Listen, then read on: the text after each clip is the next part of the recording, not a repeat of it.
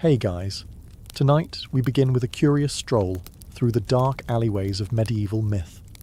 So before you get comfortable, like the video and subscribe, but only if you genuinely enjoy what I do here. And let me know in the comments where you're tuning in from and what time it is for you. It's always fascinating to see who's joining us from around the world.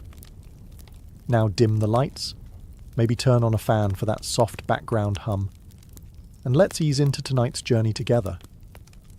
If your only exposure to Vikings involves towering blonde men smashing things with axes while screaming like they stubbed their toe on Valhalla itself, congratulations, you've already met the berserkers.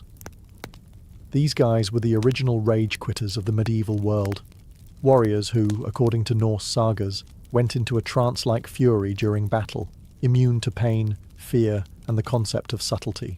For centuries, historians assumed berserkers were just poetic embellishment. After all, ancient texts tend to exaggerate. Dragons? Sure. Magic swords? Obviously. Men turning into werebears mid-fight? Probably metaphorical, right? Well, not quite. Recent scholarship and archaeological digs have started connecting some wild dots. First, let's talk fashion. Several Viking graves reveal animal pelts, notably bear and wolf, buried alongside warriors. Coincidence? Maybe. Or maybe they liked cosplay before it was cool. But then things got weirder. Enter the mushrooms. Specifically, Amanita muscaria, the red and white spotted fungi you've seen in fairy tales and Mario Kart. This mushroom isn't just a Pinterest aesthetic. It's psychoactive. And yes, it grows in parts of Scandinavia. Consuming it doesn't just make you see colours. It can induce euphoria, disassociation, sweating, shaking, and the sudden urge to fight your neighbour's goat.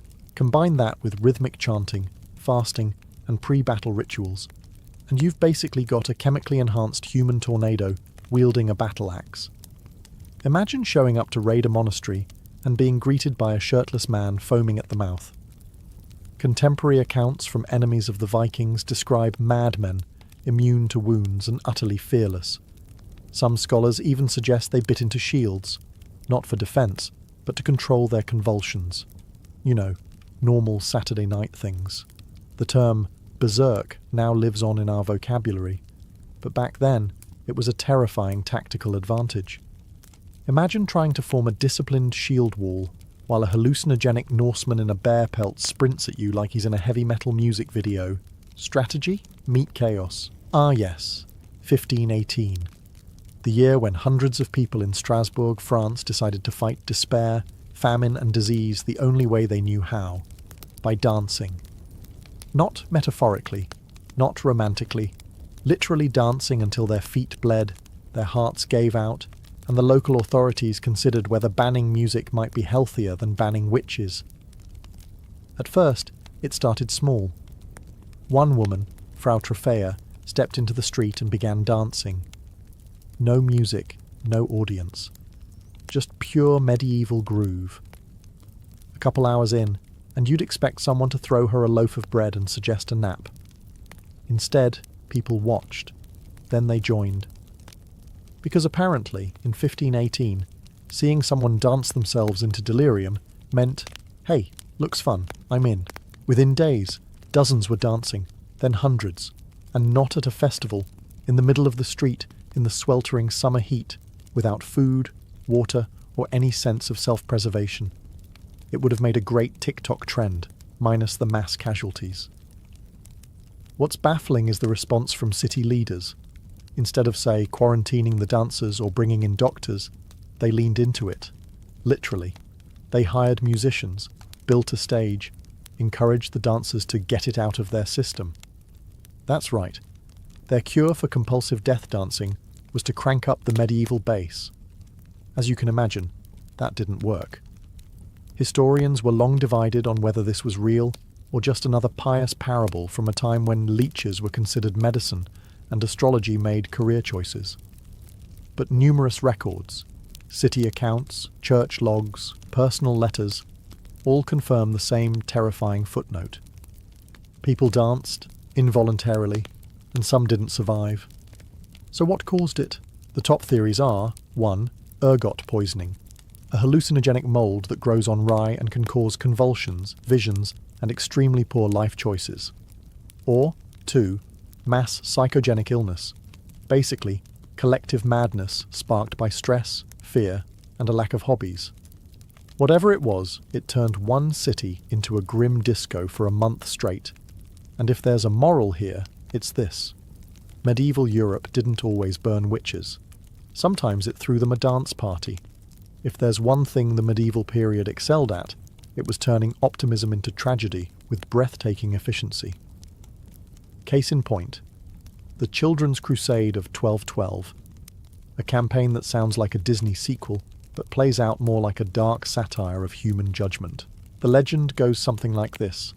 A young shepherd boy in France, let's call him Stephen, because that was literally his name, claimed he received a divine message from Jesus.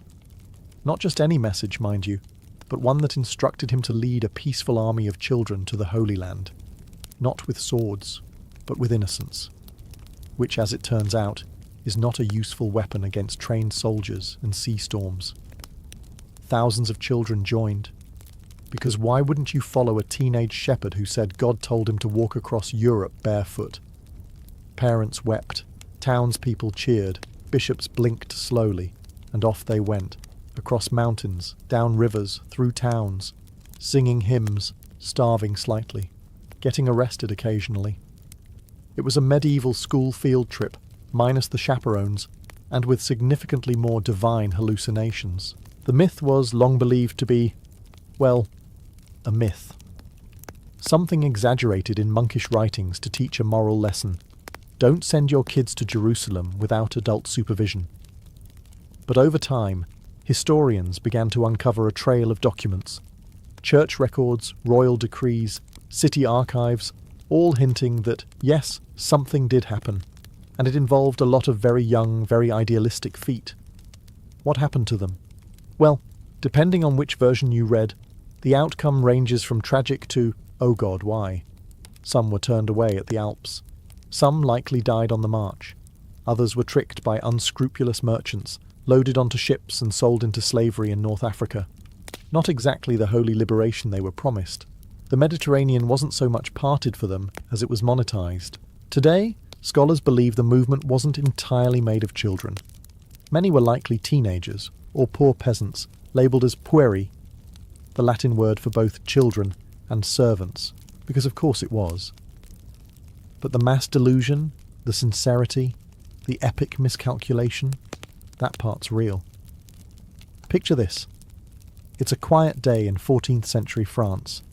A pig escapes its pen, bites a child, and the villagers don't just butcher it or blame the nearest peasant. No, they drag the pig to court, with a lawyer and a judge and a public trial.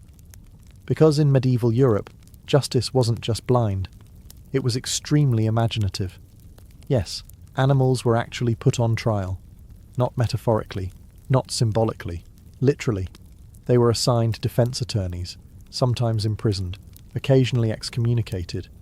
Nothing says rule of law like banishing a rooster from the church for laying an egg, which, by the way, they believed was laid by the devil himself, because obviously, for centuries people thought these stories were just exaggerated folklore. Surely medieval scribes were just being poetic. You know, adding a little flair to their otherwise monotonous lists of grain taxes and fish quotas. But no. Court records, actual parchment-bound proceedings, have been found all over Europe. One famous case from 1386 involved a sow in Falaise, France. She was found guilty of killing a child and was sentenced to death. She was dressed in human clothing, paraded through town, and publicly hanged. Because symbolism, retribution, general medieval weirdness, even insects weren't safe. In 1510, a group of French peasants sued a horde of weevils for destroying their crops. The court appointed a lawyer to represent the insects, presumably someone who had annoyed the judge recently. After several hearings, the case was dismissed because, well, the bugs didn't show up. Classic defendant behaviour. But here's the twist. This wasn't random insanity. To medieval minds, justice applied to the entire creation. Animals, though lower than humans, were still part of God's moral universe. If they committed a crime, or were suspected of being in league with dark forces, they faced the consequences. The Middle Ages didn't do things halfway. Some of these trials were ecclesiastical, meaning the church got involved. Others were secular, with full legal proceedings. All of them are now prime examples of how deeply humans can anthropomorphize anything with legs and a bad attitude. Nothing says medieval torture quite like the Iron Maiden, that infamous human-shaped metal sarcophagus, lined with spikes on the inside, designed to turn heretics into Swiss cheese. You've seen it in museums, horror films, and probably that one guy's edgy high school sketchbook. There's just one problem. It's a complete historical fraud. Yes, the Iron Maiden is one of the most iconic torture devices never actually used in the Middle Ages, and yet it's paraded around as if it were the go-to tool of every moody inquisitor with a flair for the theatrical.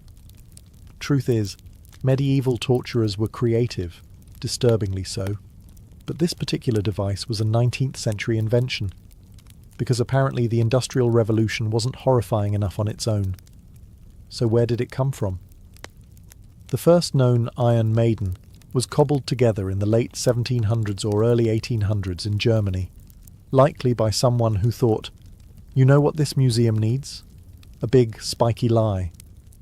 The idea was to create a compelling and horrifying display of what medieval justice might have looked like if everyone back then had watched too many slasher films.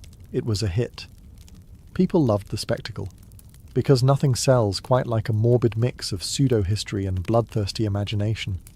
Even museums leaned into it. You can still find Iron Maidens proudly displayed behind glass with placards that quietly mention, actually, this is a Victorian-era replica of something we made up entirely. Of course, medieval people did use torture, extensively, creatively, and with almost no HR department oversight. There were racks, thumbscrews, heretics' forks, and something called the Pear of Anguish, which sounds like a fruit but isn't. But the Iron Maiden, not on the list. They were too busy being horrible in more practical ways. Why did the myth stick? Because it feels true. It fits the narrative of a brutal, superstitious age. It's also visually terrifying, a perfect icon for our collective nightmares about the past. And so, a fake torture box became a real symbol of medieval cruelty. Let's clear up one of the most persistent myths about the Middle Ages.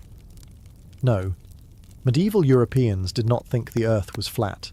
They weren't that kind of clueless. They had other issues: plague, famine, surprise invasions by relatives with swords. But basic planetary geometry wasn't one of them. In fact, most educated people in the Middle Ages knew the earth was a sphere. Monks, scholars, and sailors understood it. Heck, even school books from the 1200s explained the earth's roundness, usually while subtly threatening children with eternal damnation if they didn't memorize Latin conjugations. The myth of a flat earth believing Middle Ages was actually cooked up much later, in the 19th century, when historians wanted to make the Renaissance and Enlightenment look cooler by comparison. It's easier to feel superior when you imagine your ancestors navigating with maps that resembled pizza boxes. The real medieval cosmology came from thinkers like Isidore of Seville, Bede the Venerable, and Thomas Aquinas, people with very pointy handwriting and extremely strong opinions on theology, philosophy, and celestial spheres. They weren't always right, mind you, but they definitely weren't flat earthers. Many based their understanding on Aristotle and Ptolemy, who, again, were all aboard the spherical Earth train. There were even practical reasons for knowing the Earth was round. Ships disappearing over the horizon, round Earth, the curved shadow on the moon during a lunar eclipse, round Earth, the fact that people in Spain couldn't see the same stars as people in Egypt, again, round Earth. Medieval logic may have been 30% divine revelation, 20% Latin mumbling, and 50% random guesswork, but they still got this one right. The confusion mainly comes from a few scattered quotes taken wildly out of context, and a whole lot of 19th century revisionism. Washington Irving, yes, the Sleepy Hollow guy, wrote a wildly popular fictionalized biography of Columbus that exaggerated how radical his round Earth voyage seemed. Spoiler alert, it wasn't. Imagine being accused of theft in a medieval village. No fingerprints, no camera footage, no "you won't believe what they did" town crier drama. Just you, a priest, a crowd of nosy neighbours, and a cauldron of boiling water. Because in the Middle Ages, justice often meant trial by ordeal, a legal process that relied less on evidence and more on divine intervention, and third-degree burns. There were several popular ordeals, all of them designed to make you question your life choices. The ordeal of hot iron required the accused to carry a red-hot bar of iron for a few paces. If your hand healed cleanly in a few days, God clearly liked you. If it didn't, well, sorry, sinner. The ordeal of boiling water was even more fun. You'd plunge your hand into a pot of boiling water to retrieve a stone. Again, healing nicely. Innocent. Healing like a pizza left under a heat lamp. Guilty. And then there was the ordeal of cold water, which sounds more pleasant, but wasn't. The accused was tied up and thrown into a river. If they floated, they were guilty, because water, being pure, would reject them. If they sank, well, innocent, but also dead. The system had its flaws. Now, modern minds might assume this was just barbaric nonsense, and yes, a strong argument can be made. But oddly, trial by ordeal sometimes worked, not because of miracles, but because of psychology. Many people who knew they were guilty refused to go through with it, confessed beforehand, or settled matters another way. And the priests? Oh, they often quietly rigged the results. Let the cauldron cool a bit. Use mild water. Judge the healing with some flexibility. They weren't sadists, most of the time. Just bureaucrats with robes. Eventually, trial by ordeal was banned by the church in 1215. Apparently, someone finally realized that burning people to prove their innocence might not be the pinnacle of divine wisdom. From then on, Europe slowly pivoted toward more rational legal systems. You know, like duels, witch hunting, and accusing your neighbour of consorting with frogs. Ah, Robin Hood, the green-clad outlaw with the sharp arrows, sharper cheekbones, and an unshakable moral compass, stealing from the rich, giving to the poor, and somehow keeping his tunic wrinkle-free while living in a forest. Sounds great, doesn't it? Almost too great. That's because the Robin Hood we know, the dashing rebel hero who spouts one-liners while dodging arrows in slow motion, is about 90% literary invention and 10% actual medieval tax drama. But here's the fun part. Someone like Robin Hood probably did exist. Or rather, several someones. Records from the 13th and 14th centuries mention men with suspiciously hoodish names, Robehod, Hobahod, and variations like Robertus Hoodus, often listed as criminals or fugitives. And by criminals, we mean people who may have just skipped out on taxes, poached a deer, or looked at the local sheriff funny. None of them robbed banks or hosted socialist banquets under oak trees. But they were outlaws in the literal sense, cast outside the law, surviving on wit, bows, and a deep mistrust of authority. Over time, their stories merged into a composite legend, like a medieval version of fan fiction. If that fan fiction also involved lots of stabbing and plague. The earliest ballads about Robin Hood aren't exactly Disney-friendly either. In the 14th century versions, Robin is violent, short-tempered, and disturbingly fond of murdering monks. Maid Marian doesn't even make an appearance until later. And Friar Tuck, he'd sooner throw you in a pond than listen to your sins. Still, the legend evolved. By the time of the Tudors, Robin Hood had morphed into a cheerful rogue with a heart of gold and suspiciously modern values about wealth redistribution. Because nothing says medieval England like 16th century political spin. Was there a real Robin Hood? Probably not one single person. But the conditions that birthed the myth, corrupt officials, hungry peasants, and forests just begging for cinematic lighting, were very real.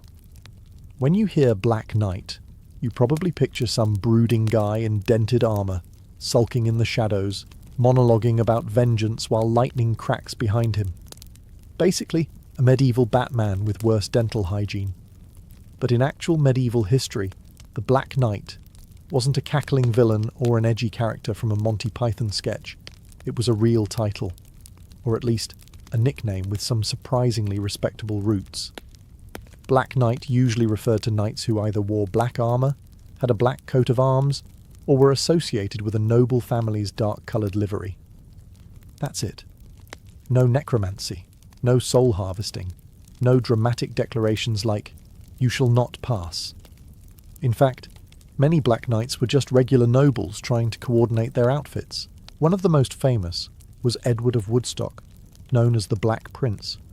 He was a 14th century English prince and military commander, beloved by some, feared by others, and not at all the kind of guy who'd sit around in a cursed tower. He likely earned the nickname posthumously, maybe due to his black armour, or maybe because of his enthusiasm for burning French towns. Historians are still debating, mostly in polite academic duels. It wasn't until centuries later that the term Black Knight started accumulating villain points. Romantic literature, 19th century novels, and early Hollywood gave the term a glow-up, or more accurately, a gloom down. Suddenly, the Black Knight became the brooding loner, lurking on the fringes of tournaments, morally ambiguous, and often shirtless for some reason. But back in the real Middle Ages, Black Knights were just part of the colour-coded feudal fashion scene. They didn't swear dark oaths under blood moons. They just wanted their armour to match their family banners, and maybe look cool while doing it. Some medieval stories sound like they were written after a few too many pints of mead. Take, for example, the tale of a shining city built in the middle of a swamp by monks, a sort of holy Venice, but with more prayer and less gondolas. For centuries, local folklore in the English fenlands spoke of Crowland Abbey, a marvel of stone and piety, standing proudly on an island of dry land surrounded by boggy despair. It was said that monks built bridges out of faith, logs, and possibly divine stubbornness. Scholars long dismissed it as a quaint exaggeration. After all, who in their right medieval mind would build a monastery in a swamp? Well, monks would.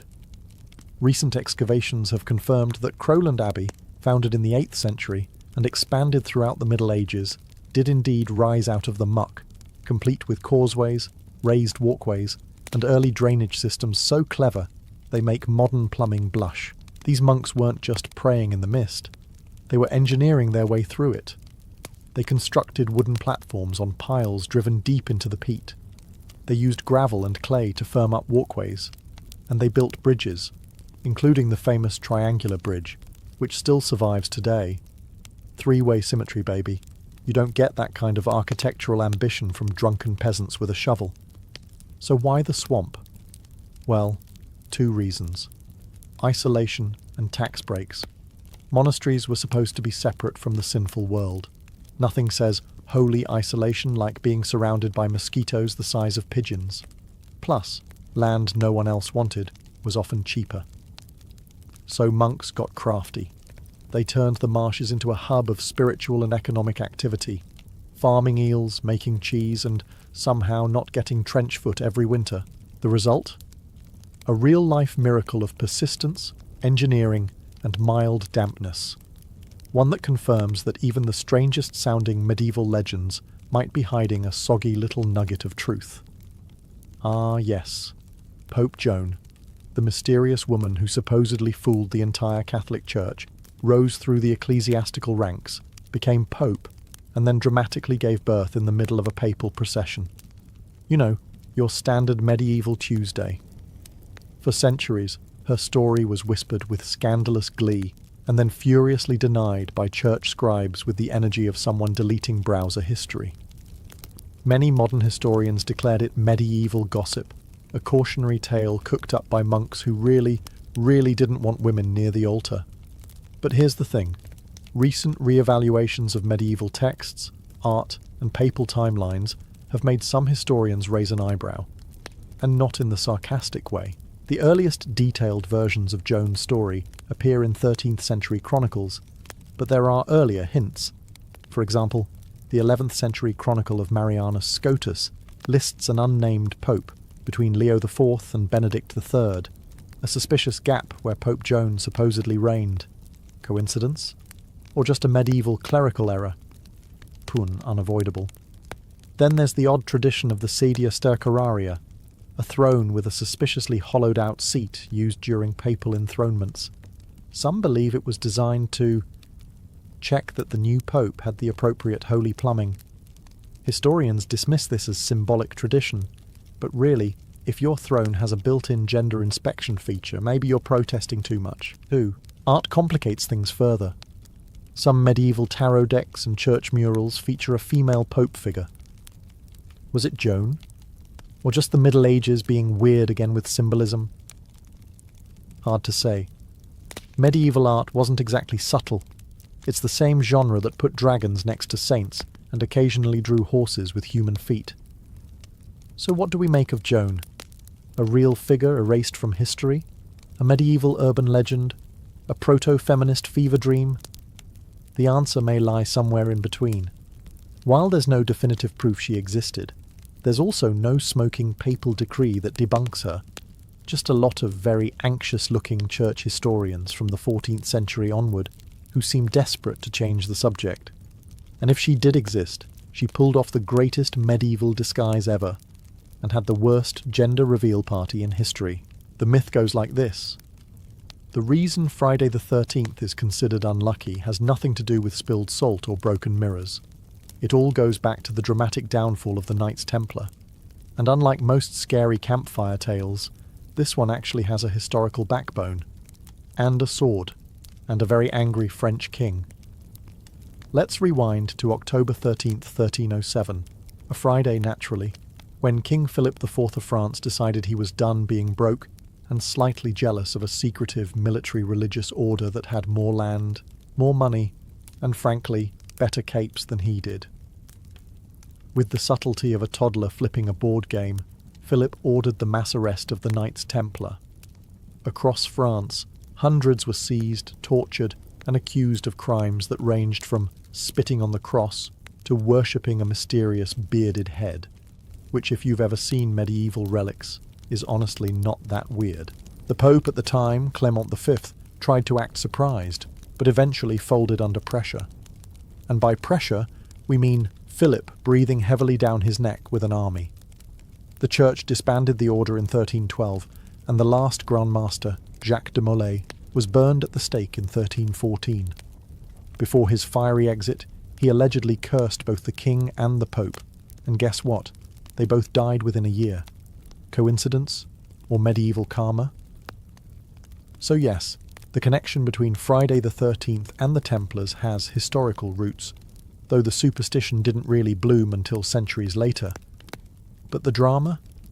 That's 100% certified medieval. The Templars weren't just knights. They were bankers, crusaders, landowners, and walking PR nightmares for secular rulers. Their downfall wasn't caused by heresy, it was caused by debt. King Philip owed them a lot of money, and nothing clears a tab like a few strategic executions and a smear campaign. When you think of medieval surgery, chances are you picture a bearded man with questionable hygiene sawing off limbs with a kitchen knife while screaming, "God wills it," over a background chorus of patient agony and Gregorian chants. And, honestly, that happened more than once. But here's the twist. Not all medieval medicine was utter madness. Some of it actually worked. No, seriously. Recent analysis of 10th to 14th century medical manuals and archaeological remains shows that medieval surgeons weren't complete sadists with a hacksaw and a prayer. In fact, they were surprisingly competent at wound care, trepanation, and even cataract surgery, with tools that look like they were designed by a blacksmith on a budget. Take trepanation, the act of drilling a hole in your skull to relieve pressure, cure headaches, or release those pesky demons. Because why trust Tylenol when you can ventilate your brain? Archaeological evidence shows patients survived these procedures at decent rates. their skulls showing signs of healing. So, not just a medieval lobotomy, more like a last-ditch effort with a decent follow-through. And then there's wound care. Texts like the Trotula and Chirurgia Magna contain recipes that would make a modern herbalist weep with joy. Honey, an antiseptic, wine, a disinfectant, and linen bandages were all used. Not quite penicillin, but honestly better than the rub mud and hope approach often credited to the era. Even dental work wasn't all pliers and screaming. Some surgeons used gold wire to secure loose teeth. Granted, medieval toothpaste was mostly charcoal and regret, but hey, they tried. Yes, there were leeches. And urine analysis. And yes, if you had a suspicious mole, someone might call it a sign of witchcraft and light you on fire. But overall, if you avoided the plague, war injuries, and humour imbalances, you had a fighting chance with a halfway decent barber surgeon. Of course, this doesn't mean medieval hospitals were soothing wellness spas. They were more like chaotic monasteries, with a prayer budget, a bone saw, and a lot of yelling. But the myth that all medieval medicine was blind guesswork isn't entirely fair. Sometimes medieval doctors knew what they were doing. Other times they were just winging it with holy water and optimism. But credit where it's due, some of those patients actually walked out with all their limbs still attached. Let's bust one of the most stubborn medieval myths.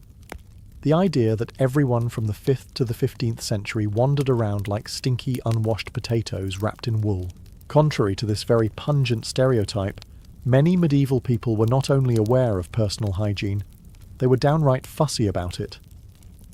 Archaeological digs and manuscript evidence suggest that bathing, grooming, and scented oils were not only common, but part of a decent person's weekly routine. Now, did they shower twice a day and exfoliate with apricot scrubs? Absolutely not. But they did use soaps made from animal fat and ashes. Earthy tones. And many households had wooden tubs they filled with hot water for a nice soak, assuming you had a servant to haul it in and you didn't live in a drafty shack. And don't even get started on the public bathhouses, especially in places like medieval Paris, London, and the Islamic caliphates, where shared steamy bathing was both a social activity and a way to not smell like old cheese. Some even had separate rooms for men and women, and yes, it sometimes got a little too social, which is why a few church leaders started side-eyeing the whole bathhouse industry. But hygiene wasn't just about water and soap. People trimmed their nails, cleaned their ears, and plucked their armpit hair with terrifying enthusiasm. Monks had strict grooming rituals. Nobles had perfumed gloves and tooth powders made from burnt rosemary and crushed shells, which probably didn't whiten your teeth, but at least it smelled like you tried. So how did the everyone was dirty and smelled like fermented onions myth begin? It likely stems from post-medieval bias, especially from the Renaissance and Enlightenment eras, where writers loved dunking on the Dark Ages to make themselves feel more, well, enlightened. Add in a few 19th century illustrators who never met a dirty peasant trope they didn't love, and voila, stinky medieval meme unlocked. To be fair, if you were a serf working 14 hours in a dung-filled field, you probably didn't end the day smelling like lavender and ambition. But the blanket assumption that no one in the Middle Ages knew how to wash their armpits, officially debunked. So yes, medieval people bathed. Not daily, not always alone, but bathed nonetheless. No, this isn't a deleted Monty Python sketch. In certain parts of medieval Europe, people accused of crimes were subjected to something called the trial by consecrated bread, or ordeal of the morsel, for those of you with a flair for ominous baked goods. Here's how it worked. An accused person, usually a clergyman, would be brought in front of a jury of solemn, probably half-asleep monks. They'd then be handed a small piece of holy bread, yes, blessed, God-approved bread, and asked to chew and swallow it. Sounds simple, right? Like communion with steaks? The twist? If the accused choked, gagged, or looked generally nervous while eating the bread, boom. Guilty. Not just, you seem suspicious, guilty. We're talking God himself is now involved, and he clearly thinks you're shady. Guilty. This method was based on the belief that divine power would physically stop a liar from swallowing the body of Christ. Apparently, celestial justice had a direct line to your esophagus. It was essentially a medieval lie detector test, but instead of wires and sweat glands, you got carbs and judgmental monks. And you thought job interviews were stressful. What's wild is that this wasn't fringe behaviour. These ordeals were sanctioned by church authorities for centuries, especially in Anglo-Saxon England. It was believed that divine intervention would reveal the truth where mortal justice failed. And because nothing says fair trial, like giving a dry cracker to a terrified man and hoping he doesn't have acid reflux. Eventually, even the church realised this was getting a little silly. In the early 13th century, Pope Innocent III, who sounds like he should have been innocent but really wasn't, banned clergy from participating in ordeals altogether. That basically shut the whole operation down. No monks, no magic bread. But the fact that this happened at all? Totally real. It wasn't metaphor, it wasn't satire. It was bureaucracy baked. The initiation of a new Templar did not begin with fanfare or public ceremony. It began in silence in the earliest hours of the morning, when the world still lingered in darkness. A candidate, usually a young knight of noble birth, would approach the gates of a Templar preceptory, a fortress monastery that was part barracks, part holy sanctuary. He arrived with no fanfare, no escort, and no weapons. By custom, he was to come humbly, leaving behind the trappings of his old life. His sword, his shield, his armour, and even his family's name would mean little inside those walls. To join the order was to sever ties with earthly glory. The gatekeeper admitted him into a courtyard still shadowed by torchlight. The air was thick with a strange mix of anticipation and dread. Here, silence was enforced. He was forbidden to speak until spoken to. Brothers of the temple guided him into the chapel, the heart of the ritual. Unlike the grand cathedrals of Christendom, a Templar chapel was often stark and bare. Flickering lamps threw long shadows across stone walls, while relics, splinters of the true cross, bones of saints, and holy icons, were arranged upon the altar. The setting was designed to impress upon the initiate that he was stepping into a realm where the sacred outweighed the worldly. The brothers assembled in solemn ranks, their white mantles marked with the blood-red cross. The candidate stood alone before them, a solitary figure beneath their watchful gaze.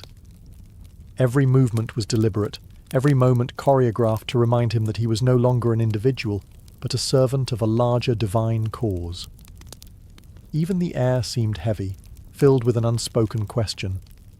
Was he truly ready to abandon everything? The dawn light began to creep through narrow slits in the chapel walls, illuminating the altar as the candidate was led forward.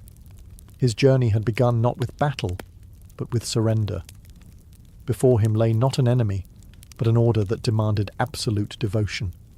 He was not there to prove his strength with the sword, but to demonstrate humility before God and obedience to the Master. This was the threshold, the last breath of his old life, and the first step into the secretive brotherhood of the Knights Templar.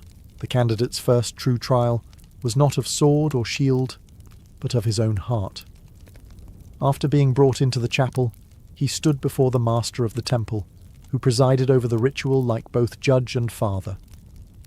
Around them, the brothers formed a living wall of silence, their eyes fixed on the man about to renounce his past life. The questioning began with ritual formality. The master would ask the candidate whether he came of his own free will, without coercion or deceit. This was not mere rhetoric. The Templars demanded certainty. A man who joined unwillingly could not be trusted, and a man who sought the order for selfish gain was worse than useless. He was asked, "Do you desire to enter the company of the poor fellow soldiers of Christ, and to serve God all the days of your life?" The questions grew sharper, designed to pierce through pride and uncover hidden motives. Did he owe debts? Was he married, or bound by promises to women or lords? Did he carry obligations that would conflict with his new vows? Any hesitation in answering could spell rejection. The Templars sought men unencumbered by divided loyalties, for a divided man could not fight with a pure heart. Then came the questions that tested courage. The master warned him that the life ahead would not be easy.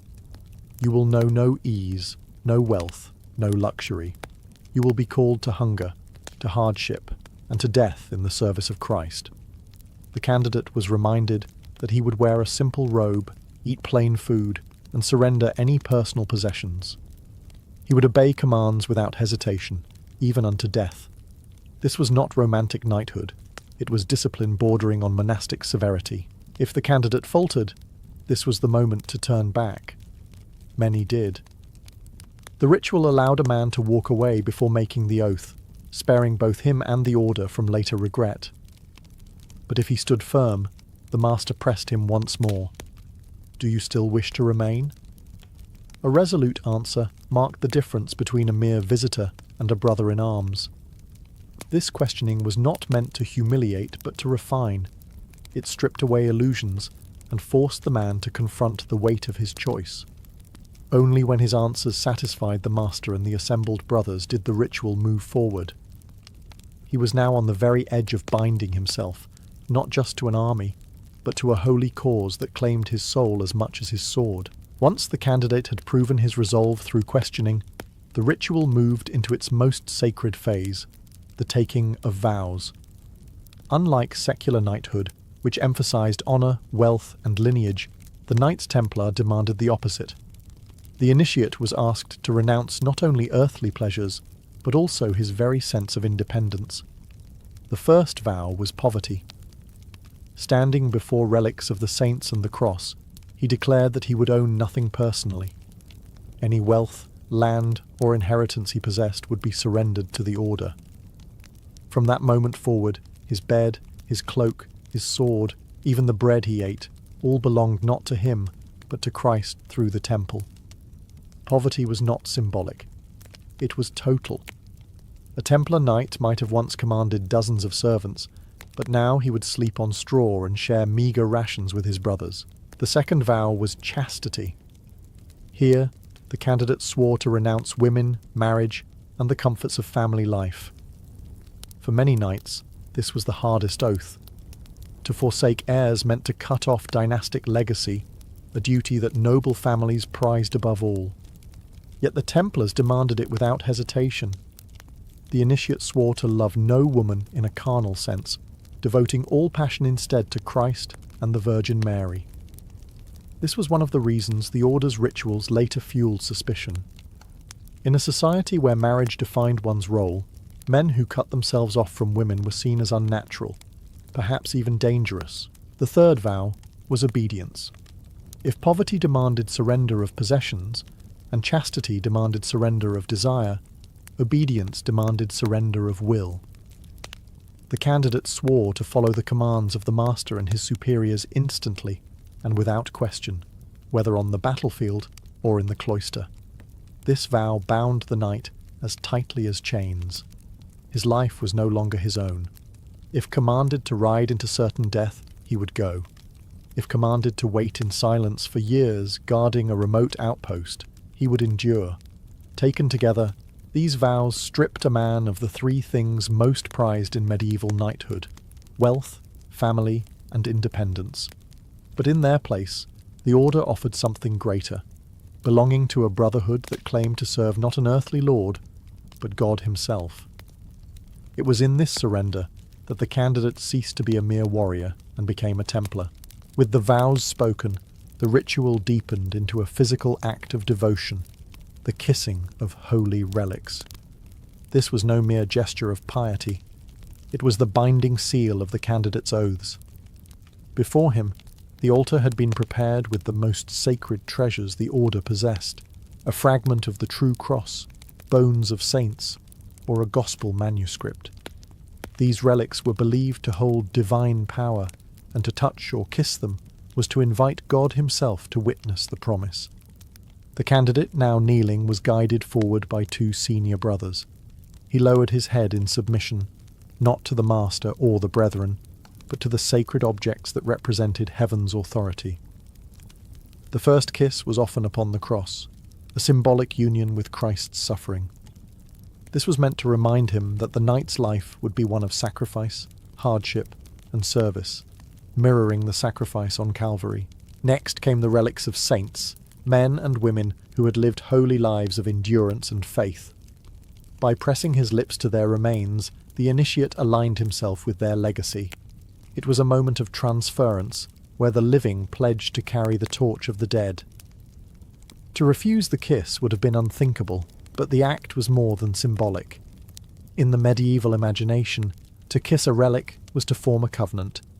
Breaking that covenant would endanger one's soul for eternity. The ritual was heavy with silence. The gathered brothers stood still, their white mantles unmoving, while the soft sound of lips against relics echoed in the chapel. The candidate knew that every kiss was not just a kiss of faith, but a kiss of binding. From that moment forward, betrayal would not only shame him before men, but condemn him before God. This act of veneration also added fuel to later myths. Outsiders whispered that the Templars kissed relics in secret rites, or worse, that they kissed forbidden objects of blasphemy. Such rumours, spread in later centuries, would haunt the order. But in truth, this moment was deeply orthodox, a sacred sealing of vows that mirrored practices found across medieval Christendom. When the final relic was kissed, the initiate was no longer simply a candidate. He was bound by lips and oaths, tied to a chain of faith that stretched back to saints, apostles, and Christ himself. The vows and relics had bound the candidate spiritually, but the order demanded a visible display of humility before he could be welcomed fully. This moment came when he knelt before the master of the temple, a gesture that transformed him from knight of the world to servant of Christ's militia. In medieval society, kneeling was a symbol of fealty, a way of showing submission to a lord. But in the Templar rite, the meaning was even deeper. The candidate knelt not to a man, but to the discipline and divine mission embodied by the master. The ritual was simple, but heavy with meaning. The candidate sank onto both knees, head bowed, his hands pressed together as if in prayer. This posture was no accident.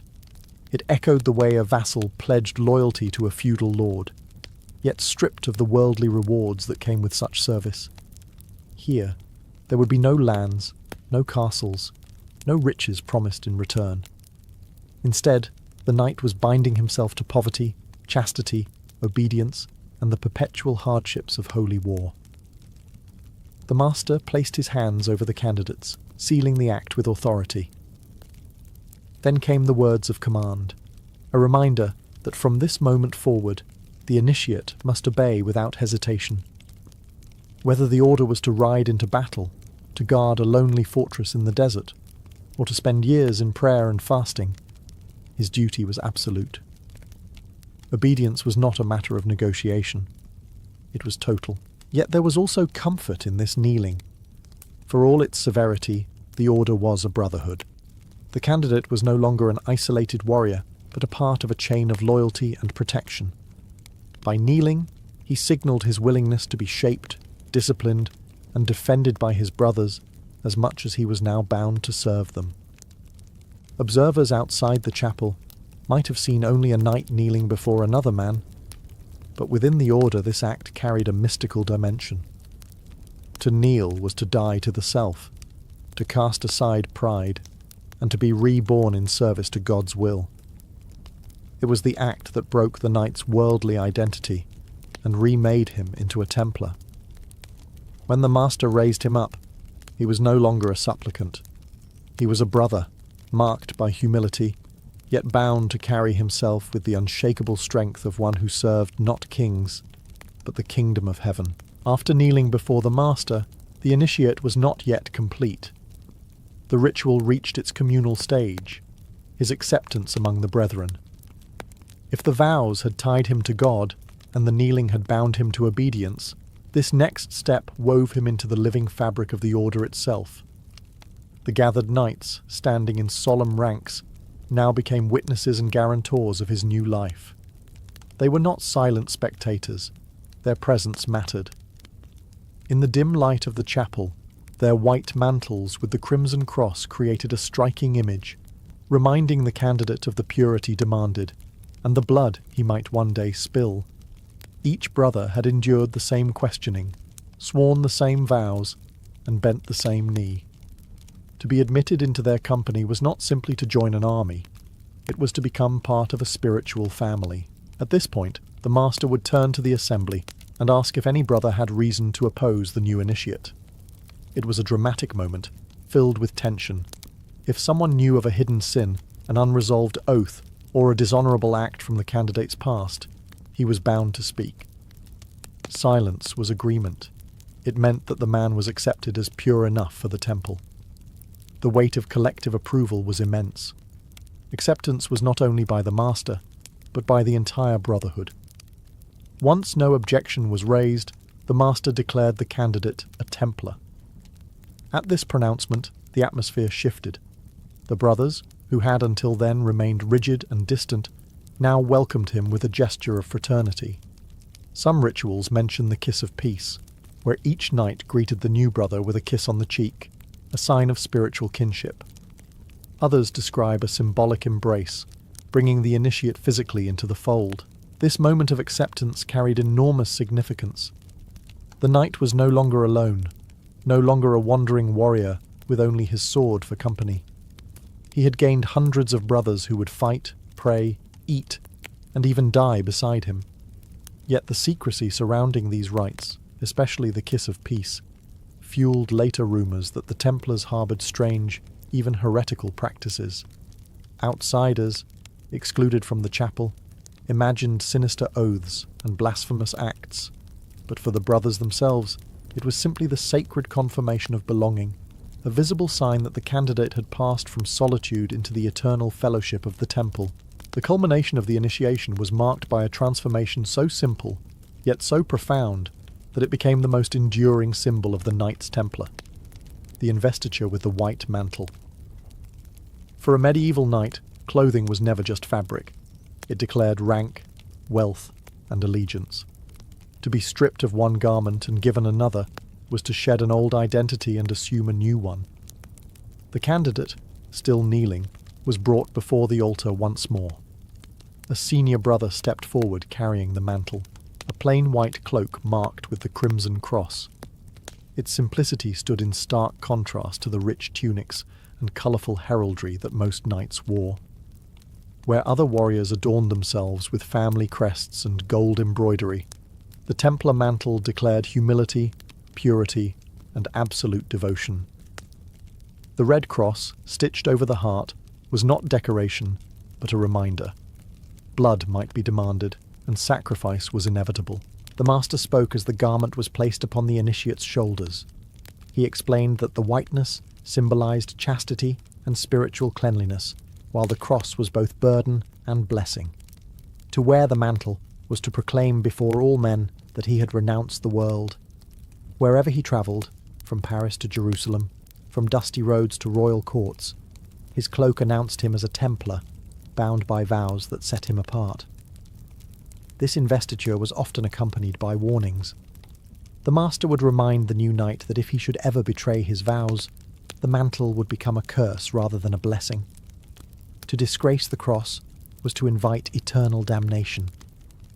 The garment once bestowed was not merely clothing but a sign of spiritual marriage to the order.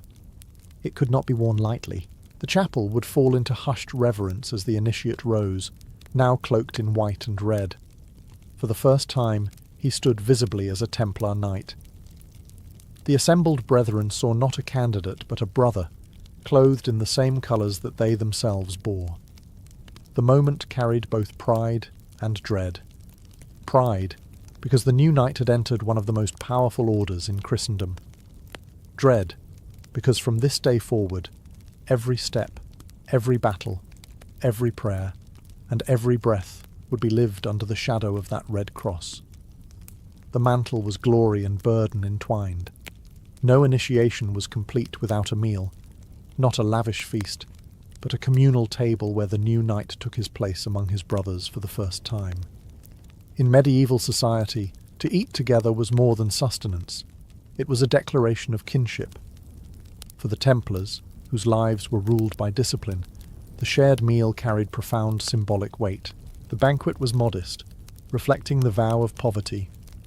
There were no golden goblets, no extravagant dishes dripping with spice, no musicians to provide entertainment. Instead, the knights sat shoulder to shoulder at long wooden tables, eating plain fare: bread, broth, beans, perhaps roasted meat if available. Each portion was measured, and indulgence was forbidden. The silence of the earlier ceremony gave way to murmured prayers and quiet conversation, the steady rhythm of spoons against bowls. For the new initiate, this was the first test of belonging. He was no longer an outsider standing before the order, but a brother at their table.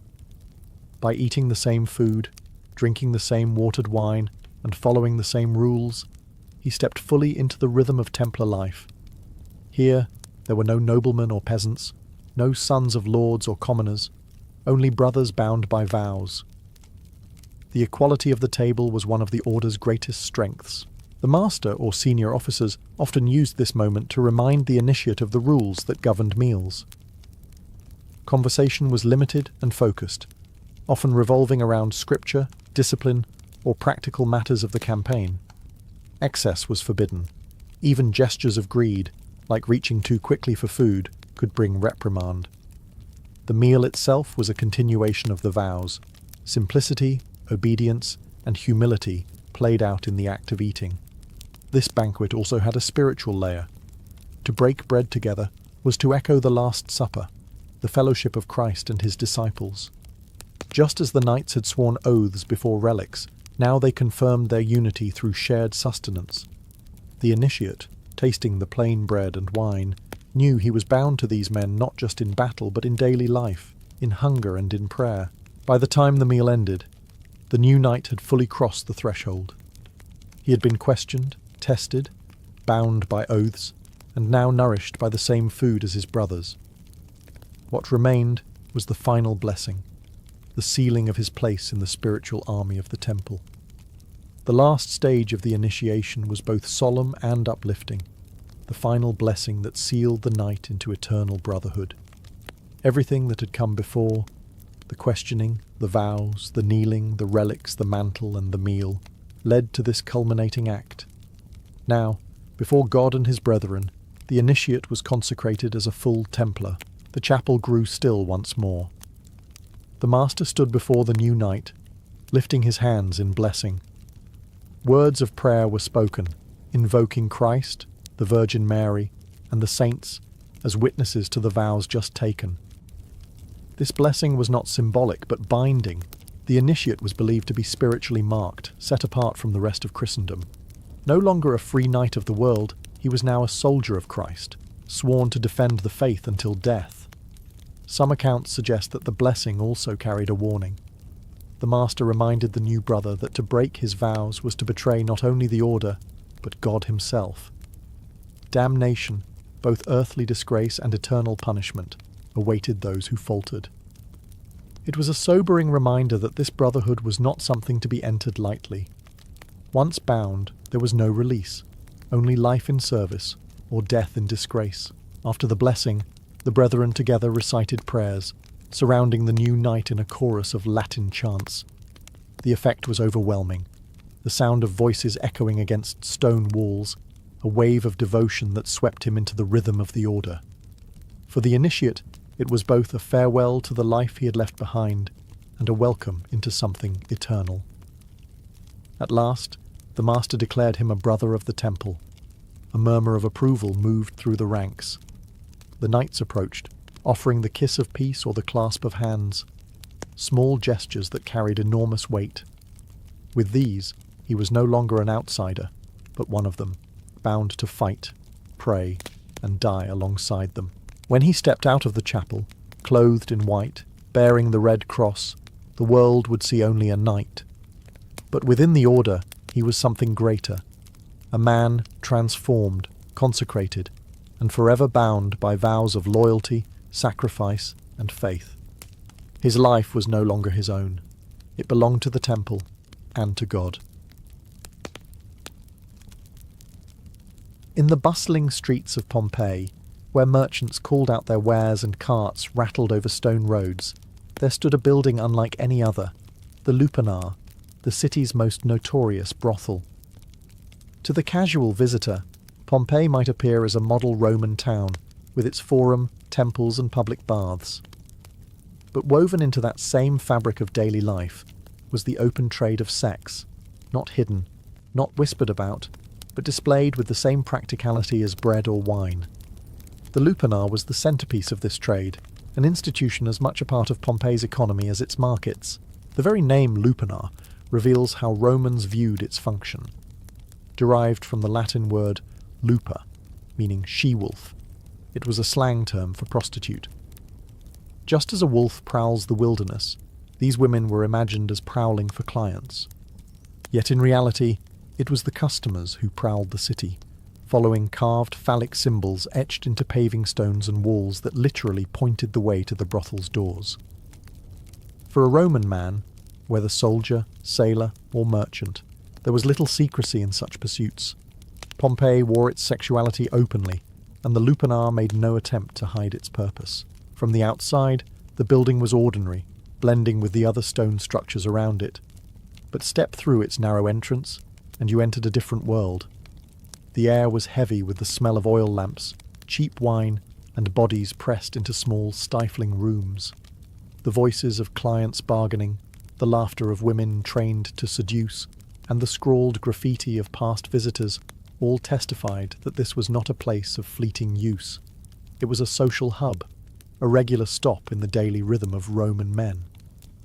Unlike temples, which promised divine ecstasy, or taverns, which promised escape in drink, the lupanar promised immediate physical satisfaction. It was, in many ways, a theatre of desire, where the performance never stopped. Some came in groups, others alone, but all found the same blunt efficiency. Stone beds, straw mattresses, and painted walls that advertised what could be purchased. To enter the lupanar was not to step outside Roman life, but to step directly into it. Here, in this dim, narrow building, one could glimpse the raw intersection of economy, desire, and social custom, the side of Pompeii that the ash of Vesuvius would preserve for eternity. From the outside, the lupanar looked like any other stone building in Pompeii, its facade blending in with taverns, shops, and homes. But once inside, its architecture revealed a singular purpose: efficiency in the service of desire. Unlike lavish Roman villas decorated with mosaics and atriums open to the sky, this brothel was built with narrow corridors, cramped chambers, and a dark intimacy that left little space for lingering. The building itself was 2 stories tall. The ground floor housed 5 small rooms, each with a built-in stone bed. These were little more than cubicles, windowless, airless, and sparsely furnished. A thin mattress stuffed with straw or cloth was laid across the stone platform, often covered with a rough blanket. Comfort was not the goal, durability was. The stone ensured that the beds could withstand constant use without splintering or collapsing, while straw could easily be replaced when fouled. For the average Pompeian man, this was enough. Sex was a transaction, not a romance. A staircase led to the second floor, where the atmosphere was slightly different. The rooms upstairs were larger, brighter, and often reserved for wealthier clients. Here, visitors might find wooden beds, softer coverings, or a touch of privacy absent downstairs. Those who could afford to pay more sought not only pleasure, but also comfort, and the architecture reflected this hierarchy of experience. At the centre of the brothel was a small stone staircase, the artery that connected rich and poor, upstairs and downstairs, fleeting encounters and longer indulgences. The walls themselves served a role in guiding customers.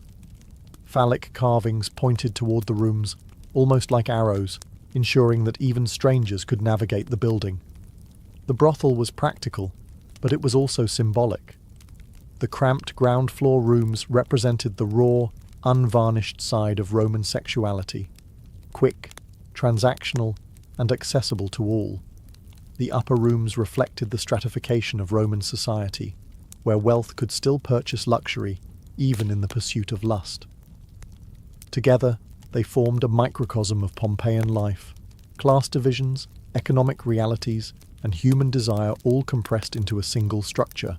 To walk its halls was to step into a machine built for one purpose: every corner of the lupanar, from the echo of footsteps on stone floors to the flicker of oil lamps against frescoed walls, reminded the visitor that this was not a home or a temple, but a marketplace of flesh.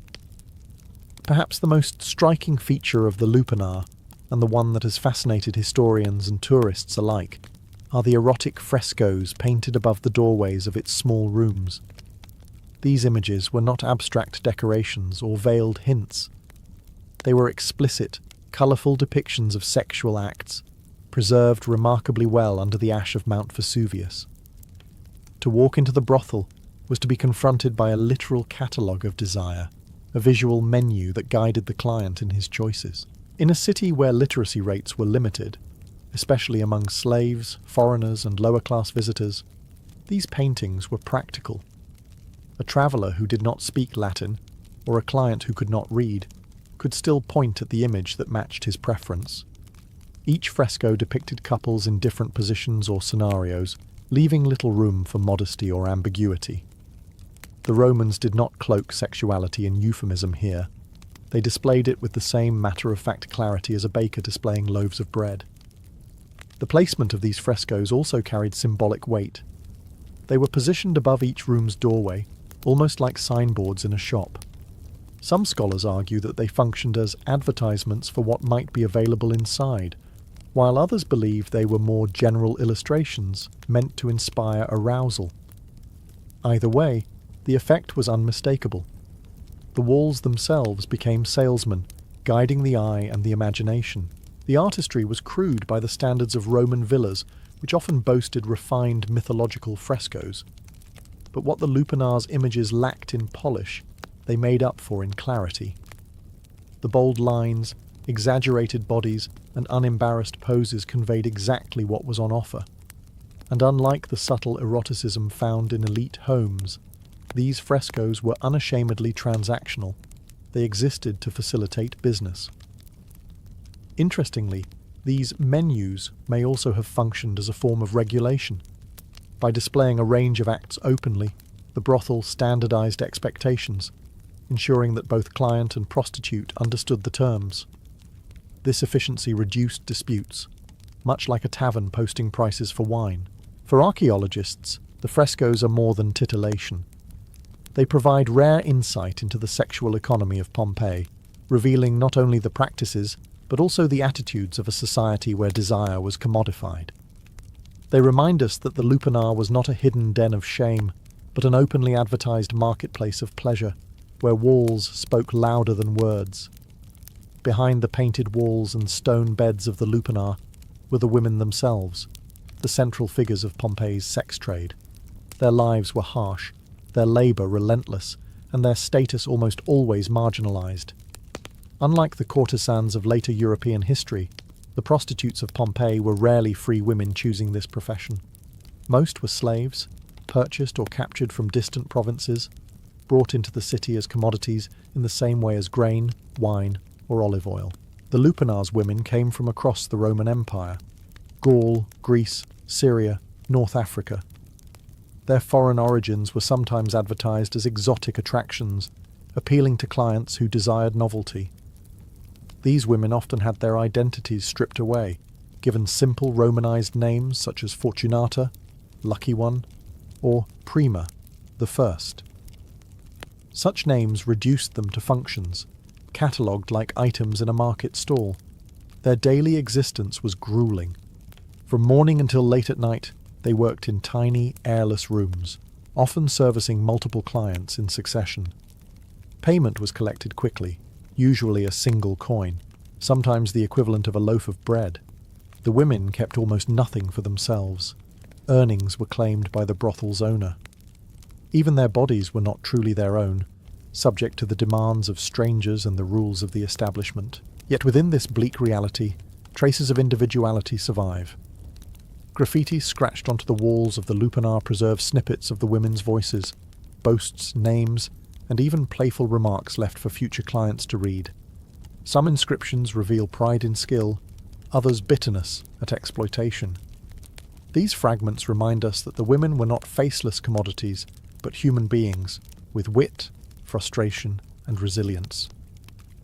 The The stigma they bore was immense.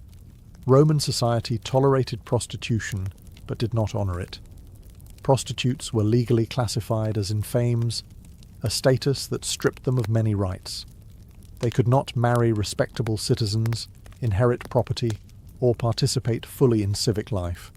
The brothel gave them visibility but not dignity. Still, these women were essential to Pompeii's economy and social fabric.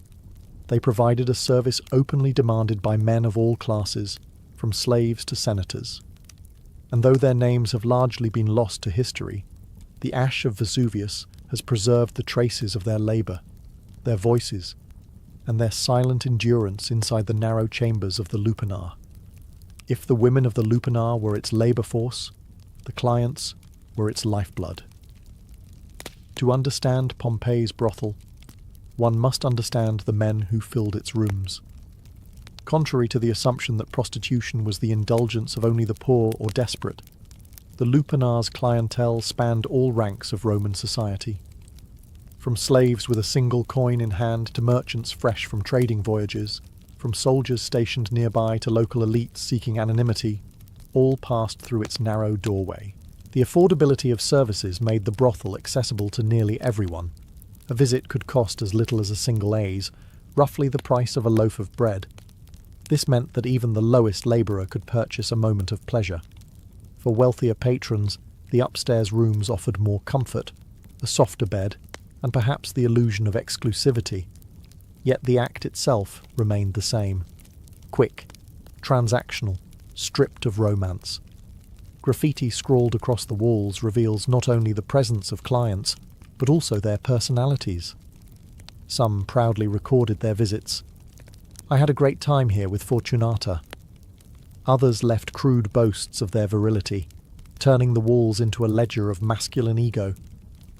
A few inscriptions even read like customer reviews, praising or mocking the women by name. These writings, casual yet permanent, paint a vivid picture of how normalized brothel visits were in Pompeian life. For Roman men, there was little stigma in visiting a prostitute. Married men often sought out the lupanar without shame. Fidelity was expected from wives, not husbands. Roman law and custom viewed sex with prostitutes as acceptable, even practical. It provided an outlet that, in the eyes of many, protected respectable women from male appetites. Thus, the brothel became not only a place of pleasure, but also an institution that reinforced the double standards of Roman morality. At the same time, the lupanar offered more than just physical release. It was also a social space, a place where men could drink, boast, and carve their names into eternity. It functioned as part tavern, part club, and part stage for performances of masculinity.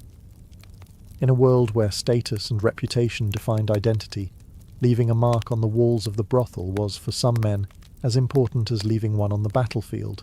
The clients of the lupanar were not a hidden subculture, they were Pompeii itself. The traders, soldiers, and citizens who made the city thrive, and who saw no contradiction between civic duty and knightly indulgence. If the frescoes of the lupanar were the official advertisements, the graffiti carved and scratched into its walls were the unofficial commentary, a chorus of voices echoing through time. Few ancient buildings offer such an intimate glimpse into daily life as this brothel, where the walls became a canvas for humour, pride, lust, and frustration. Visitors left behind crude boasts of their conquests. One inscription reads, "I screwed many girls here." Another, more specific, names the prostitute. "I had a good time with Fortunata for 1 coin." These graffiti blur the line between casual bragging and customer reviews, giving us a rare sense of how men spoke of their experiences in unfiltered honesty. Some comments even praise or criticize the women's skills, making the lupanar's walls one of the earliest forms of public rating systems. But not all graffiti came from clients. Some of the women themselves inscribed their names or brief statements, reclaiming a voice in a place where their lives were otherwise controlled. These scribbles often reveal pride, wit, or defiance. One woman etched her name beside a heart, a reminder that even in the harshest conditions, individuality could not be erased. For archaeologists, These markings are invaluable, transforming faceless workers into real human beings who laughed, loved, and endured. Other graffiti reveal the social mix of the brothel. Soldiers scrawled crude drawings of shields or phallic symbols, merchants recorded names, and travellers carved jokes in foreign scripts. The brothel became not just a site of sex, but a cultural meeting point, a melting pot of languages and classes united by common appetite. Interestingly, some inscriptions veered into the philosophical. One reads, "Weep, you girls, my penis has given you up, now it pursues men's behinds." Crude humour, perhaps, but also a playful declaration of identity in a society that tolerated a wide range of sexual expression. These walls captured it all: bragging, mockery, wit, and even glimpses of vulnerability. The Lupanar's graffiti are more than vulgar doodles. They are a living archive of Pompeii's humanity, voices of men and women who never expected to be remembered. Unlike the polished frescoes meant to seduce the eye, the graffiti spoke the raw language of the street. Today, they remind us that ancient people were not statues or myths, but flesh and blood humans who left their marks, literally, for history to find. The Lupanar was not just a house of pleasure, it was a business, tightly woven into Pompeii's urban economy. In a city teeming with merchants, sailors, and travellers, the brothel operated with the same pragmatism as a bakery or tavern. Its success depended on accessibility, affordability, and a steady flow of customers. And like any well-run enterprise, it catered to both the common man and the wealthy elite. Prices were shockingly low.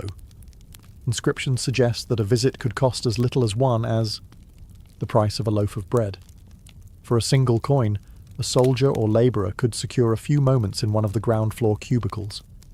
The upstairs rooms, reserved for wealthier patrons, commanded higher fees. Here, comfort could be bought: wooden beds instead of stone, softer blankets, perhaps more privacy. Yet even in these rooms, the encounter remained transactional, stripped of sentiment. The money collected did not stay with the women. Most of them were slaves, and their earnings went directly to the brothel's owner, who might have been a wealthy Pompeian citizen running multiple businesses. In some cases, freed women could work independently, paying a cut of their profits to the manager. But for the majority, the Lupanar was simply another cog in the machinery of Roman slavery. Their bodies a commodity, their labour a profit stream. The scale of business was considerable. With 10 rooms, constant traffic and low prices, the brothel could serve dozens of clients daily. Multiply that by weeks, months and years, and the Lupanar becomes not just a building but an engine of steady income.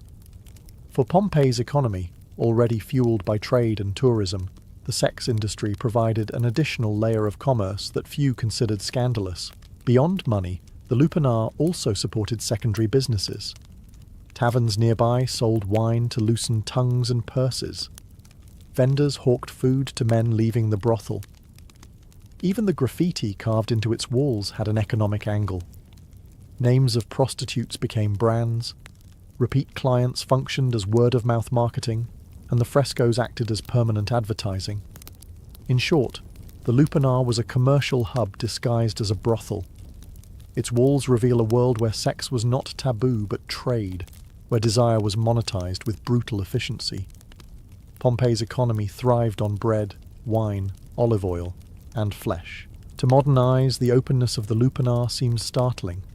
But in Roman society, prostitution occupied a curious place, both tolerated and stigmatized. It was legal, taxed, and integrated into city life. Yet the women who worked there were branded as infames, dishonored and excluded from respectable society. This paradox defined the brothel, a place many men used without shame, yet one that carried deep social stigma for those inside it. For Roman men, visiting a prostitute was no moral failing. Husbands could enter the Lupanar without disgrace, even while expecting absolute fidelity from their wives. A wife's duty was to safeguard lineage and property, while her husband's excursions to brothels were considered an acceptable outlet. Double standards were built into Roman law and custom. The act was not about love, but control. Men's appetites were legitimized, while women's sexuality was tightly policed. The prostitutes, however, bore the full weight of stigma. As in fames, they were stripped of rights. They could not marry respectable citizens, testify in court, or inherit wealth. Their bodies were public property in the eyes of the law. Even freedwomen who entered the trade voluntarily remained socially tainted, unable to climb into respectability. To be marked as a prostitute was to be permanently branded, regardless of wealth or age. Yet society could not function without them. Moralists like Seneca and philosophers like Cicero acknowledged that prostitution kept social order, providing a sanctioned outlet for male desire. Augustus himself regulated the trade, requiring prostitutes to register with authorities. Thus, Rome institutionalized what it also despised, weaving brothels into the very fabric of its cities. The stigma extended to space itself. The Lupanar was located not in Pompeii's elite districts, but in a working-class quarter near taverns and shops. Respectable women would not pass its threshold, nor would noble families openly acknowledge its existence, yet its clients came from every stratum. The building was both central and marginal, a paradox carved into stone. This tension between tolerance and shame is what makes the Lupanar so revealing. It was neither hidden nor celebrated, but accepted as a necessary, even useful part of Roman life. The brothel embodied the contradictions of Roman morality: desire and discipline, acceptance and condemnation, woven together in a city that lived comfortably with both. When Mount Vesuvius erupted in 79 CE, it did more than destroy Pompeii, it preserved it. The Lupanar, like the rest of the city, was entombed under layers of ash and pumice, sealing within its walls a snapshot of Roman life that might otherwise have vanished. Unlike Rome itself, where centuries of rebuilding erased much of the past, Pompeii remained frozen in an instant, offering archaeologists an unparalleled time capsule. The Lupanar's survival is extraordinary. The stone beds still stand in their cramped cubicles, worn smooth from countless encounters. The erotic frescoes remain vivid, their colours protected by volcanic ash, their scenes of desire shockingly direct to modern viewers. Graffiti lines the walls just as it did nearly 2,000 years ago, preserving the casual boasts of clients and the names of women whose lives would otherwise be forgotten. Every scratch, every crude drawing, every boastful word became immortal the moment Vesuvius erupted. For historians, the Lupanar is more than a curiosity. It is evidence of how openly the Romans integrated sexuality into their urban world. The brothel was not an exception, but an institution, legal, regulated, and normalized. Its preservation forces us to confront the reality of Roman life not through myth or idealized literature, but through the raw, unpolished remnants of daily transactions. The legacy of the Lupanar also lies in its contradictions. It reveals a society that commodified human bodies while celebrating sexual freedom, that allowed men to indulge without shame while condemning women to lives of stigma.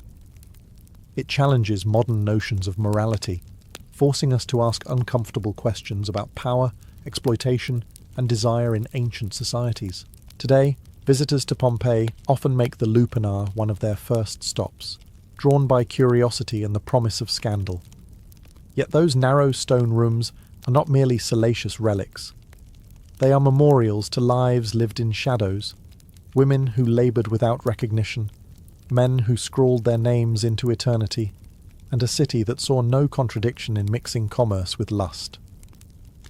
The Lupanar endures as Pompeii's most infamous building, a place where economy, desire, and human frailty collided. Preserved by catastrophe, it speaks across millennia, reminding us that beneath the grandeur of Rome lay the unvarnished truth of its people, hungry, flawed, passionate, and profoundly human. In Sparta, marriage was never about romance, candlelit evenings, or tender vows. It was first and foremost a duty to the state, an obligation wrapped in ritual, designed to serve the city's unrelenting demand for strength. Unlike Athens, where marriages centered on family alliances and the management of households, Sparta had one clear priority: the production of strong children who would grow into fearless soldiers and resilient mothers. The personal desires of the bride and groom mattered little in comparison to the collective needs of the community. The Spartan system was unique in the ancient Greek world. Every institution, from education to religion, was geared towards sustaining a military powerhouse.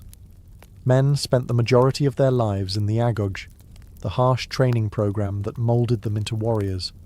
Women were expected to be equally resilient, trained in physical exercise so they would bear healthy offspring. Within this framework, marriage was not a private arrangement, but a civic responsibility.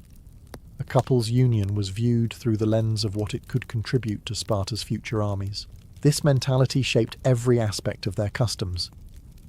For Spartans, a wedding was less about joy and more about efficiency. The state intervened heavily, ensuring that unions were not based on whim, but on practical considerations: age, strength, and fertility. Even myths about Spartan weddings reinforce this utilitarian ethos.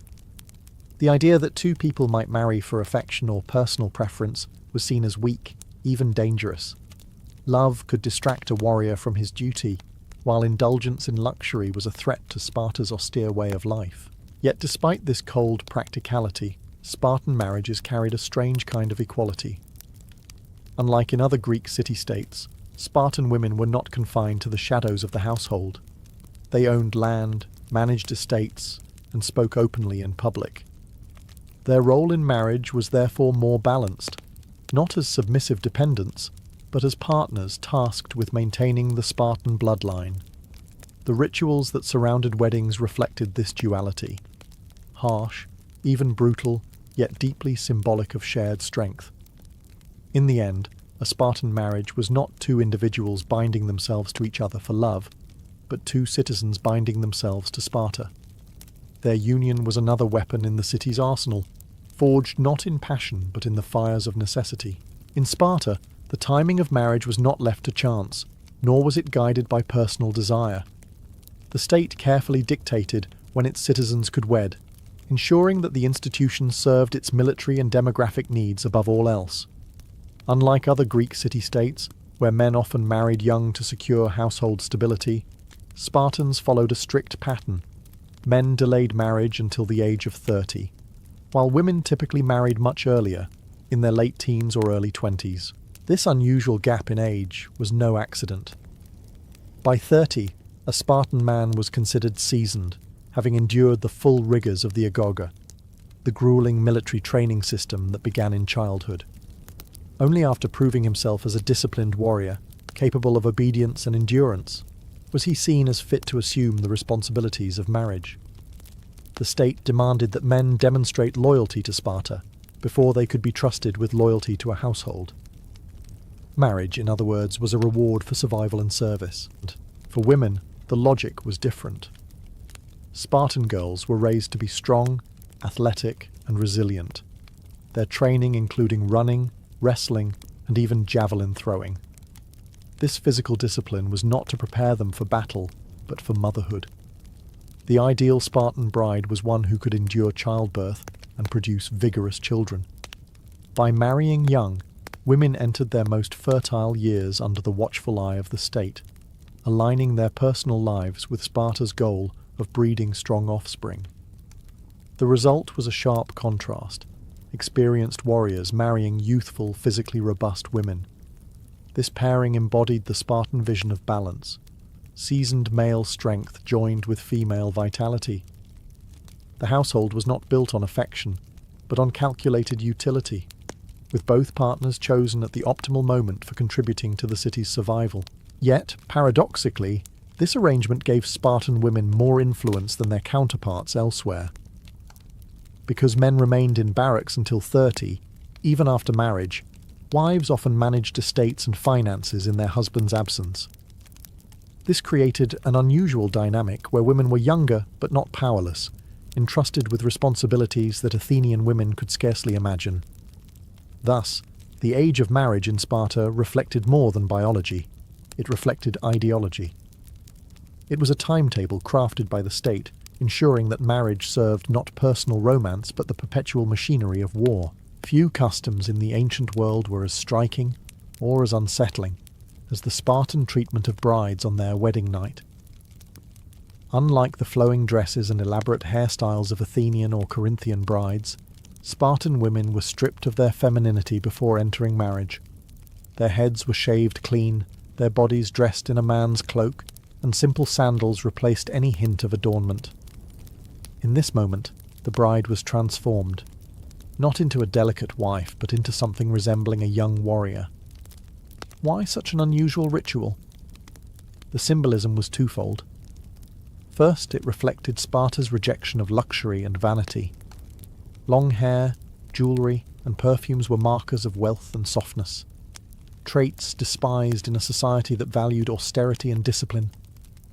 By shaving the bride's head, Sparta stripped away beauty as ornament, forcing the union to rest on strength, not appearance. Second, the disguise blurred the lines between male and female. Spartan marriage was not about a passive woman joining a dominant man.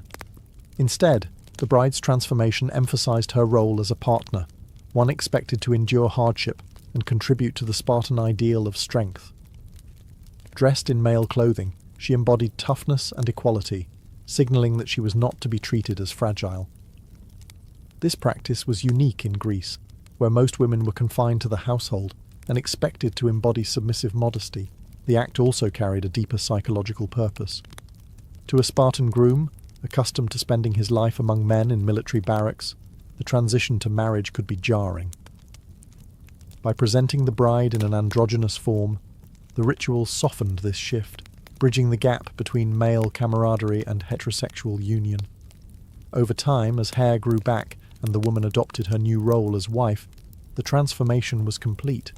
She was now both hardened like her husband and capable of producing the next generation of warriors. Though strange to modern eyes, this shaving ritual reveals how deeply Sparta fused gender roles with civic duty. The bride's body was remade into a symbol of resilience, a living reminder that marriage in Sparta was not about romance or beauty, but about survival, strength, and the creation of a unified, disciplined household. In most Greek cities, weddings were public celebrations filled with music, banquets, and processions. In Sparta, however, the union of husband and wife began with something that looked more like a raid than a ceremony: the ritual abduction of the bride. Far from a romantic gesture, this practice symbolized strength, control, and the transfer of the woman into her new role as wife. After the bride had her head shaved and was dressed in male clothing, she was secretly abducted by her groom. The act was not violent in the sense of a real kidnapping. It was staged, with both families aware of the custom. Yet the symbolism was powerful. The groom carried her away from her family home to a private chamber, marking the decisive moment when she left her old life behind. The ritual carried layers of meaning. First, it echoed the military culture of Sparta. Just as Spartan men were trained to seize and endure through force, the abduction dramatized marriage as a conquest, not of love, but of duty. The woman, stripped of her feminine markers, was taken into a new world where she would serve Sparta as mother of warriors. Second, the abduction reinforced secrecy and restraint. Unlike other Greek weddings, there was no grand feast or display for the community. Instead, the first meeting between bride and groom was hidden, solemn, and controlled. The marriage bond was not meant for public spectacle, but for private strength, reflecting Sparta's disdain for extravagance. Perhaps most intriguing was the way this ritual fit into the larger system of male life in Sparta. Even after marriage, men continued to live in military barracks until the age of 30. For years, a husband would often visit his wife only at night, slipping secretly into her quarters and leaving before dawn. Some scholars suggest this secrecy kept passion alive by maintaining a sense of novelty. Others argue it symbolized the subordination of marriage to military life, a reminder that no man's household could ever take precedence over Sparta's army. For the bride, the abduction marked her transformation. She was no longer her father's daughter, but a Spartan wife, bound not only to her husband, but to the city itself. For the groom, it was both a rite of dominance and a test of discipline, proof that even in love he acted under Sparta's rules. For most cultures, marriage meant a new household, shared meals, and daily life as husband and wife. In Sparta, things were very different. Even after the wedding night, the husband did not move in with his bride. Instead, he returned to the military barracks, where Spartan men were required to live until the age of 30. Marriage, therefore, began with separation rather than togetherness. The bride, meanwhile, remained in her family home or in a household prepared for her. She managed domestic affairs and land, roles that carried far more weight in Sparta than in other Greek states. Because men spent most of their lives training or at war, Spartan women bore responsibility for running estates, supervising helot labourers, and ensuring the household prospered. In many ways, a wife was the true economic backbone of the family, while her husband continued his service to the state. Conjugal visits were often secretive. A young husband might slip away at night to meet his wife in private, returning to his barracks before dawn. These clandestine encounters added an unusual intensity to early married life. Some historians believe this secrecy kept desire alive, preventing the familiarity that could dull passion. Others see it as a clear reminder that a man's primary loyalty was to his fellow warriors, not to his spouse. For the bride, this arrangement could be both empowering and isolating. On one hand, she was entrusted with authority uncommon for women elsewhere in Greece. While Athenian wives lived secluded lives, Spartan women managed wealth and made decisions in their husband's absence. On the other hand, the emotional distance created by the husband's absence shaped a marriage that was more functional than affectionate. Children were the ultimate goal. When a couple produced a healthy son, they had fulfilled their duty to Sparta. Daughters too were valued, as they would grow into the next generation of strong Spartan mothers. The household's success was measured not in romance but in contribution to the state's population of warriors. Thus, life after the wedding night was marked by paradox. Spartan marriages were austere, even cold by modern standards, yet they granted women unusual power and independence. They were unions forged not for companionship, but for survival, partnerships designed to serve a city where war always came first. In most of ancient Greece, women lived in seclusion, confined to the household and excluded from political and economic life. Sparta was radically different. Spartan women held a unique position of power, and marriage only strengthened it. Far from being silent figures in the background, they were active participants in the state's survival. The central role of a Spartan wife was motherhood, but not just in the biological sense. She was expected to produce strong, healthy children, capable of becoming warriors or mothers of warriors. To achieve this, Spartan girls were raised in a way that shocked other Greeks. They trained physically from youth. They ran, wrestled, and threw javelins, their bodies hardened not for battle, but for childbirth. The ideal Spartan woman was athletic, resilient, and unafraid. Marriage built upon this foundation, transforming her from daughter into bearer of the city's future. But her responsibilities extended far beyond the cradle. Because husbands were tied to barracks until 30, and even afterward often away on campaign, wives became de facto heads of households. They managed estates, oversaw helots, the enslaved labourers who worked Spartan farms, and handled economic matters with authority. A Spartan wife controlled wealth and property in ways that Athenian women could scarcely imagine. In fact, by some accounts, women in Sparta eventually controlled nearly 2/5 of the land, a staggering figure in the patriarchal ancient world. Their influence also reached the social and cultural sphere. Spartan mothers were famously bold, known for sayings that encapsulated the city's ethos. "Return with your shield or on it," they told their sons heading to war.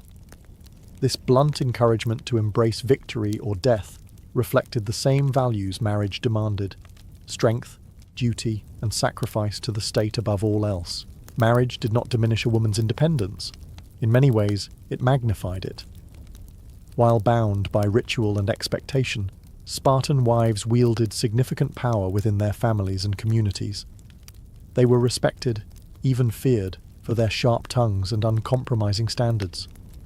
Men might dominate the battlefield, but women ensured that Sparta's warrior society never faltered at home. In this way, the role of women in Spartan marriage was paradoxical. They were subjected to the state's demands, yet they held authority that few women elsewhere in Greece could dream of. Marriage in Sparta bound women to the city's military ethos, but it also gave them the strength and space to shape its destiny. In Sparta, marriage was not judged by affection, wealth, or prestige. Its true measure was children. The state expected every union to contribute to its most vital resource, a steady stream of strong, disciplined citizens who could sustain the Spartan military machine. Producing the next generation was not simply a private family matter. It was a civic duty, one scrutinized by the community. From the moment of marriage, couples were under pressure to have children quickly. Sons were especially prized, for they would one day enter the agog and become warriors. Yet daughters were far from unwanted. Strong women were valued as the future mothers of warriors. In fact, Spartan girls were raised with the same emphasis on physical health as boys, ensuring they would one day endure childbirth and produce healthy offspring. The obsession with strength led to unusual practices. If a husband was too old or infertile, the state might encourage his wife to conceive with a younger or stronger man. Unlike in other Greek cities, this was not considered scandalous. It was pragmatic. The goal was to ensure that no womb went to waste, that every marriage produced children who would serve Sparta. Some sources even suggest that men could allow their wives to sleep with particularly strong warriors in order to breed better offspring, treating reproduction almost like selective training for animals. Newborns, once delivered, faced harsh scrutiny. Elders inspected infants to determine if they were healthy and strong enough to survive. Weak or deformed babies could be abandoned, a chilling practice that reflected Sparta's ruthless dedication to strength. For those deemed fit, childhood was brief, for boys were soon taken from their mothers to begin training in the agog. Mothers, though deeply attached, were expected to accept this as part of their duty. Marriage, then, was inseparable from the state's eugenic ambitions. Couples were not simply building families, they were producing soldiers and mothers, the raw material of Sparta's future. Even intimacy itself was subordinated to this aim. The rituals, secrecy, and discipline surrounding Spartan marriage were all geared toward one outcome: a next generation capable of sustaining the city's way of life. For Spartans, love was fleeting, but legacy was eternal. A successful marriage was not one that brought joy to husband and wife, but one that brought strength to Sparta. In most Greek city-states, marriage was considered a private affair between families. In Sparta, however, the state stood firmly in the middle of every union, shaping it to serve its relentless military agenda. Marriage was not a contract of love or even property. It was an instrument of policy, tightly regulated to ensure the city's survival. The state dictated the timing of marriage. Men were forbidden to wed until they had completed years of military training and reached the age of 30. This ensured that only seasoned warriors, proven in discipline and loyalty, were entrusted with families. Women, by contrast, were married young, their fertility seen as a resource to be tapped early for the benefit of the city. Even this pairing of older men with younger women was less about custom than about strategy. It maximized the likelihood of strong offspring. Beyond timing, the state also intruded into fertility itself. If a marriage failed to produce children, it was not seen as a private misfortune, but as a public failure. The state could encourage unconventional arrangements, allowing another man to father children with a woman, or permitting an older husband to lend his wife to a younger warrior. To the Spartans, this was not shameful but practical. The duty of every couple was to contribute to Sparta's population of warriors. Even the rituals of marriage bore the stamp of state ideology: the shaving of the bride's head, the ritual abduction, the secrecy of conjugal meetings. These customs reflected values of austerity, discipline, and restraint, all of which the state demanded from its citizens. Marriage was another form of training, not a sanctuary from it. The constant presence of the state also reinforced the paradox of Spartan life. While men were bound to the barracks, women were granted unusual authority at home. By forcing husbands to remain in military service long after marriage, the state created space for wives to manage estates and exercise influence. In this way, the state's grip on marriage indirectly elevated women's power, making them indispensable in both family and economic life. Ultimately, marriage in Sparta was not a personal milestone, but a civic obligation. Every shaved head, every secret meeting, every child born under its system was proof that the state extended into the most intimate corners of life. In Sparta, even love and family bowed before the needs of war. The marriage customs of Sparta, so strange and severe to modern eyes, were never simply personal traditions. They were the direct reflection of a society built on discipline, austerity, and service to the state.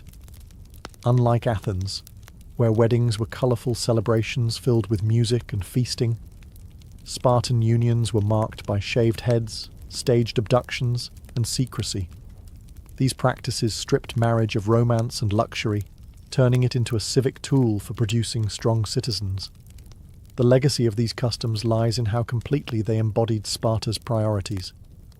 Every ritual, from the bride's transformation into a near-masculine figure to the groom's nightly visits from the barracks, symbolized unity, strength, and subordination of the individual to the collective. Marriage was not about pleasure, but about function, designed to create a partnership that mirrored Sparta's military order, efficient, unyielding, and devoted to survival.